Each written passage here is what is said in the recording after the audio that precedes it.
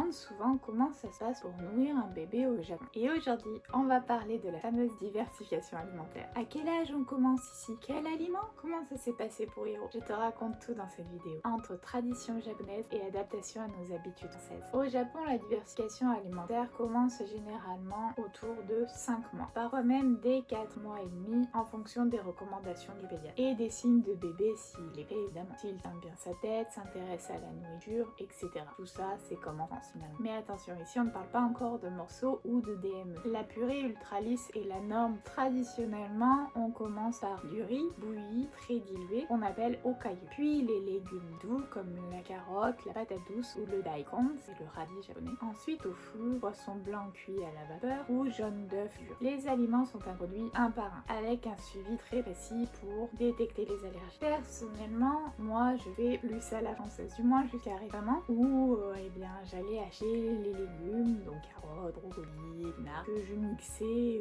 énormément pour faire des prêts très lisses. C'est comme ça que nous avons commencé la diversification alimentaire. Au bout de 2 semaines à peu près, une fois que Hiro avait commencé à s'habituer aux légumes, j'ai introduit les fruits. On a commencé par les fraises, puis bananes et pommes. Récemment, j'ai acheté pour justement les 7 mois d'Hiro des plats japonais pour enfants avec donc des petits morceaux et effectivement dedans donc il y a du tofu, des udon pour enfants, de l'algue, on est plus voilà sur de la cuisine japonaise, donc c'est aussi pour donner d'autres goûts à Hiro parce que moi je lui prépare à la main, même si c'est des choses qu'on pourrait faire aussi, mais voilà. J'ai téléchargé aussi une application que je vous affiche. Vous avez différentes recettes qui sont proposées en fonction de l'âge de votre enfant et de l'aliment que vous voulez lui faire goûter. Vous avez aussi une checklist où vous pouvez donc voilà checker les aliments que vous avez donnés à bébé. Il y a aussi la liste des allergènes. Vous pouvez aussi l'imprimer, cette liste, la coller par exemple sur le frigo et checker quand vous donnez quelque chose. Moi j'ai prévu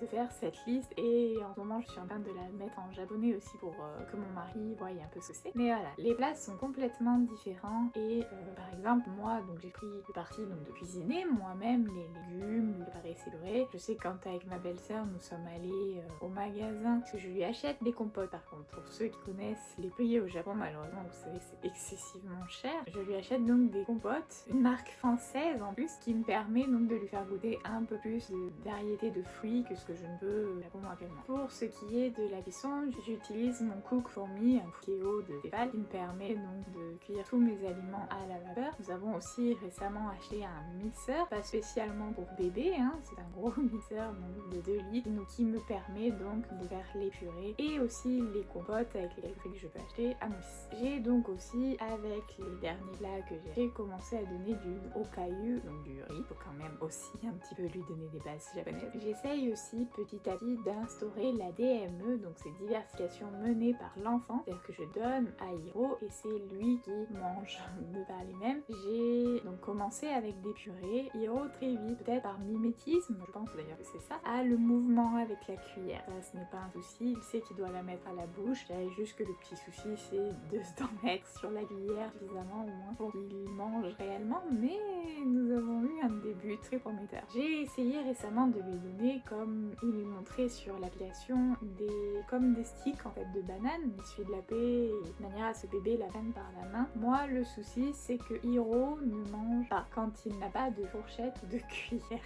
Il met tout à la bouche avec ses mains, mais pas la nourriture. Peut-être justement, là encore, par mimétisme. Mais il faut qu'il ait une cuillère ou une fourchette pour manger. Je trouve ça assez drôle. Je pensais que ça allait être assez compliqué de faire la diversification alimentaire en vivant au Japon, puisque le prix des fruits, les légumes aussi, qui sont quand même, en fonction des légumes, pas forcément un prix abordable. Les variétés ne sont pas les mêmes. Donc c'est vrai que je m'attendais à beaucoup de difficultés. Au final, ce n'est pas si terrible que ça. Les prix ne change pas, bien entendu. J'aimerais pouvoir faire goûter beaucoup plus de fruits à Hiro, mais bon, les fruits japonais, c'est beaucoup d'eau, les goûts ne sont pas les mêmes. On attendra cet été pour goûter d'enfant. Les légumes, eh bien, ça va. Le plus important, c'est d'écouter son bébé et de ne pas stresser. Il y a des jours où Hiro va manger 3 cuillères, d'autres où il veut tout goûter. Et il y a des jours où il ne veut pas manger tout ce qu'il veut cet été. Ici, au Japon, ou en tout cas, moi, le pédiatre que je vais voir, est très prenez votre temps. Il n'y a pas besoin de presser,